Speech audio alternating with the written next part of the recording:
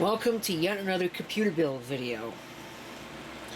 As you can see, once again, we're going with an Intel platform because it actually, believe it or not, was cheaper to go for the Intel platform than it was to get an AMD one.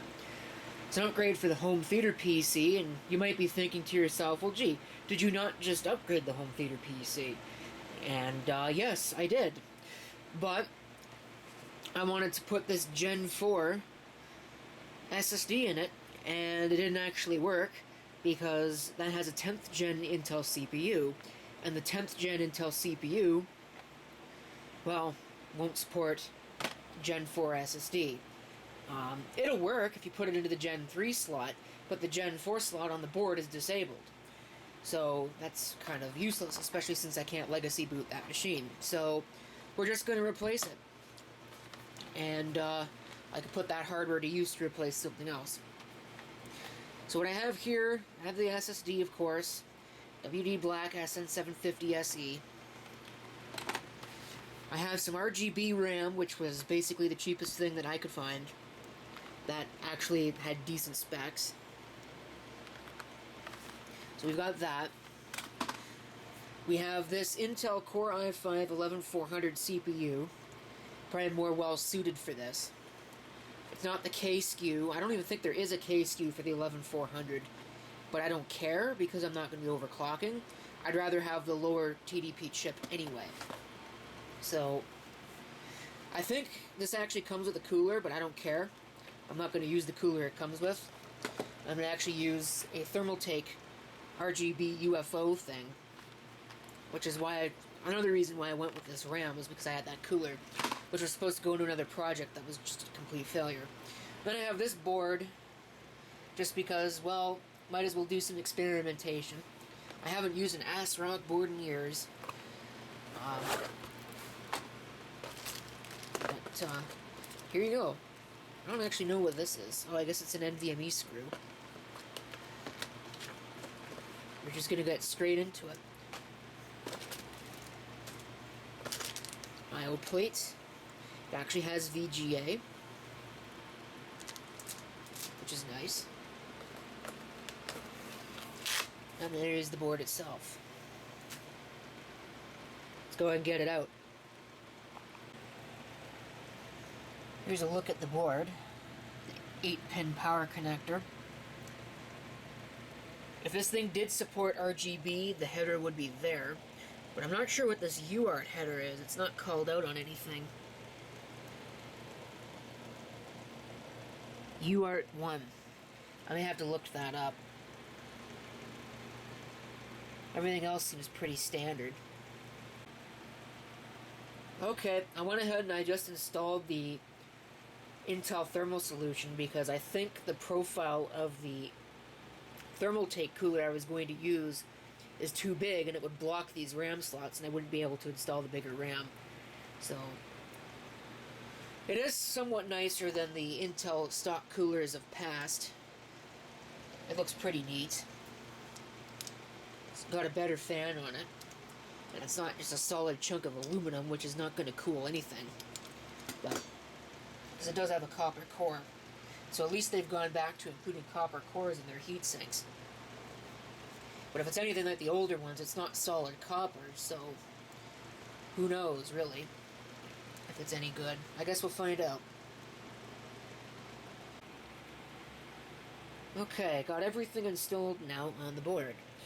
It's a good thing I used the stock cooler, because there's not a snowball's chance in hell that aftermarket one would fit. Unfortunately, I don't have my hands on it right now, but it went out to right about there. And even sitting on top of that, I don't think there's any way that it would actually fit over that RAM. And I'm not so sure that this board is going to support this RAM either. So, oh well, it should hopefully work. Now I just got to get the power supply and we'll give it a test. Installed the SSD. I'm just going to do a fresh Windows install. There's no point in not, so. Okay, we ready for this?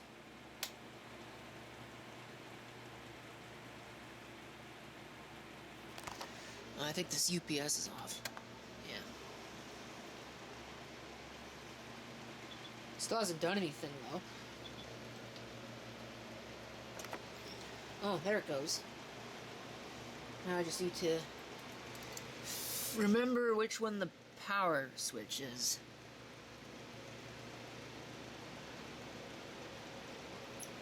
There we go.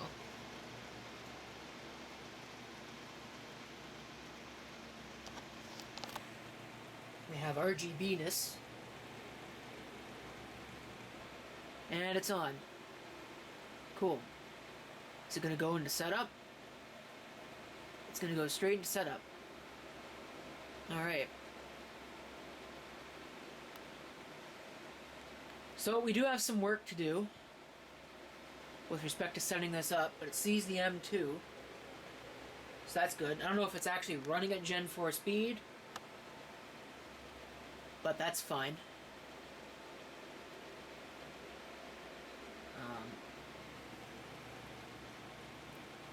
I think everything should be good to go with respect to this. I'll set this up to my liking. For whatever reason, advanced mode is F6 on this. Usually it's F7, although that's on Asus boards. I think it's what? Like F2 or something on the Gigabyte boards? Anyway, let me set this up, and then we will go ahead and try and fresh install Windows 10. Alright, save changes and exit. Yes. Let's see what it does. It should power off. Power back on.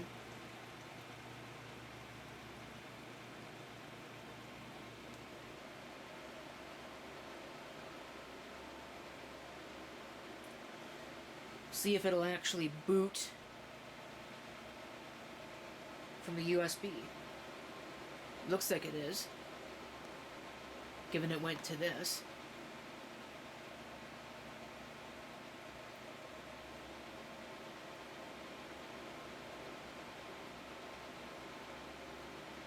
Is it going to do anything else? I don't know. Well, let's give it a bit. We'll see if it'll do anything else. Funny that. I shut the camera off, and what does it do? Of course it would start working, right? It's probably going to ask me for the product key.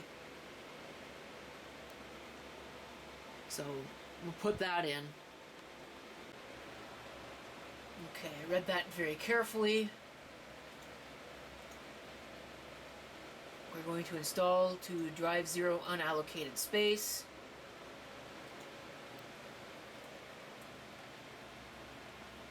And that's pretty much all that there is until Windows is installed. So I'll come back once that's done.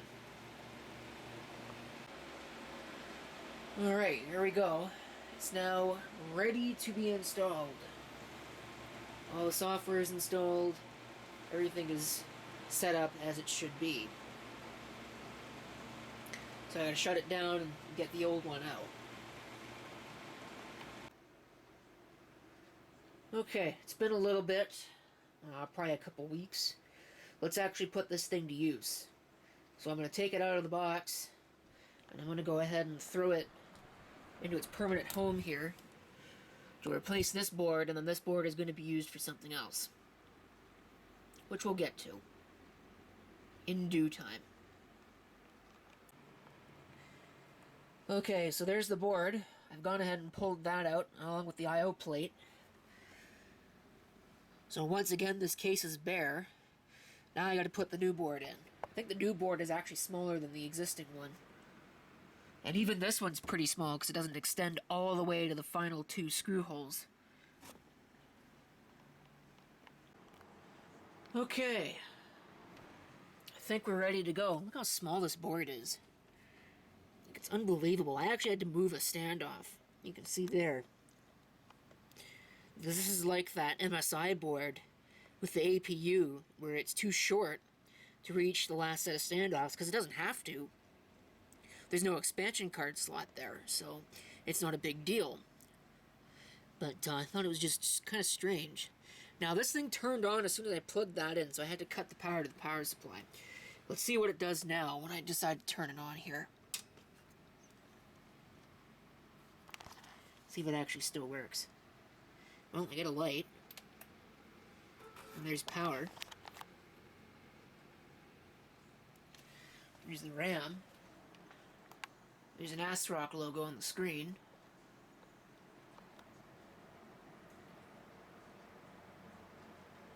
I suspect it's probably working just fine. Yeah, I'm gonna have to adjust the overscan, but that's about it. That's not really a big deal. Certainly doable. But it is working, which is good news. What's not so good news is I forgot to plug in the case fans. And what may also not be so great news is I don't know if there are actually enough plugs for case fans. I think we might be in luck, because I think there is an extra one there. I'm not sure exactly what it's for, but there's certainly a case fan there. And I think I might be able to get away with using that one as a case fan as well. I don't think I've got another fan header on the board, though. So, we'll give that a try and we'll see what happens. Okay, I fixed the damn stupid overscan issue, but not with the Intel garbage thing over here. No, I had to do it on the actual TV itself. You know, because the Intel shit is fucking useless. I don't use swear words in my videos very often, but seriously, there's no other way to describe it. It's fucking useless. Like, I don't understand what is so hard about over fucking scan. It's 2021. Can we, like, get our shit together, please? First, we get rid of Windows 8.1 drivers, even though Windows 8.1 is still supported for another friggin' year. And now we've done this. Like, what, is the TV supposed to be magic? Is it supposed to figure itself out automatically? Haven't we learned, after computers have been around since the fucking 70s, that automatic doesn't work?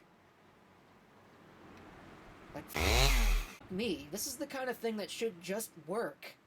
And it doesn't. Anyway, I made it work. Of course, that'll all be bleeped out, so you won't get to enjoy my yelling swear words in the video, but the fact of the matter is, it's now working. I think everything's good. I just gotta make sure that Windows is up to date. I'm not gonna waste your time with that. That's a bunch of nonsense. So I'm gonna put the cover back on this. I'm gonna put it back underneath there where it was, and I'll take care of all the Windows nonsense off of video, and that will be that. Thank you for watching, and if you've got any comments, feel free to leave them down below. Somehow, because I had that giant rant about Intel's driver, there'll be plenty of comments and people will tell me I don't know what I'm talking about, even though I do.